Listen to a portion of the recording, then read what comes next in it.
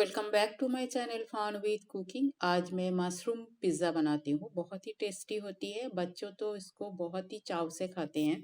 थोड़ा सा तामझाम पिज्ज़ा बनाने में होता ही है। डो प्रिपरेशन करना पड़ता है, उसका सॉस प्रिपरेशन करना पड़ता है। डो और सॉस का रेसिपी मेरे चैनल पे ऑलरेडी अपलोडेड है। तो चलिए शुरू करते हैं। पसंद आई तो मेरे चैनल को लाइक शेयर और सब्सक्राइब करने का रिक्वेस्ट रहा। मशरूम पिज़्ज़ा के लिए मैं यहाँ 2-3 जैलिपिनो का स्लाइस ले लिया। बाकी ग्रीन ऑलिव लिया, उसे भी 2 टुकड़े में काट लेती हूँ। ब्लैक ऑलिव भी ले सकते हो, जो आपके पास अवेलेबल है। और मशरूम तो कंपलसरी है। मशरूम को मैं उसका स्टॉक के साथ ही लंबा स्लाइस में काट लेती हूँ। बाकी मशरूम को भी मैं काट के तैयार कर लेती हूँ। डो मेरा पहले से ही रेडी है और बोर्ड के ऊपर मैं थोड़ा सा मक्की का आटा स्प्रेड कर लिया।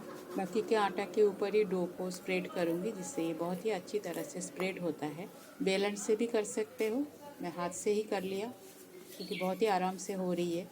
बेकिंग ट्रे को ग्रीस कर लेती हूँ। एक्स्ट्रा मक्की के आटा को निकाल लेती हूँ। अब पूरी ट्रे में इसे अच्छी तरह से सेट कर लेती हूँ।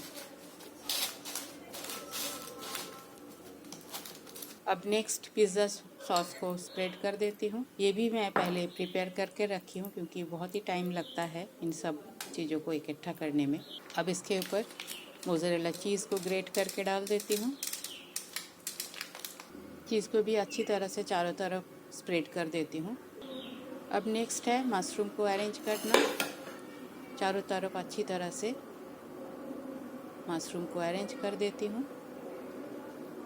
मशरूम पिज़्ज़ा बहुत ही टेस्टी होती है। मशरूम बेक होने के बाद इसका एक अलग ही टेस्ट आता है। ऑलिव और जैलोपिनो को भी डाल देती हूँ बीच में।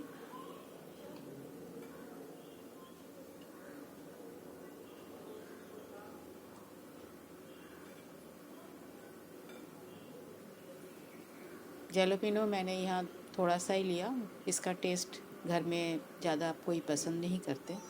मशरूम, ऑलिव और जैलोपिनो सब कुछ मेरा अरेंज करना हो गया। अब ऊपर से पिज़्ज़ा मसाला को स्प्रिंकल कर देती हूँ।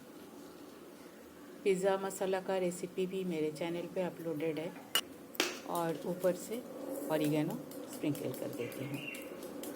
अब इसको प्री हीटेड ओवन पे 180 डिग्री सेंटीग्रेड में 15 मिनट्स तक मैं बेक कर लेती हूँ। 15 मिनट्स हो गया है।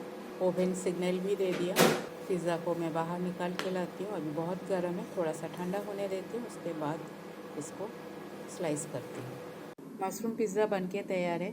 बहुत अच्छी फ्लेवर आ रही है मशरूम का, चीज़ का मिला के पूरी किचन भर गया है खुशबू से।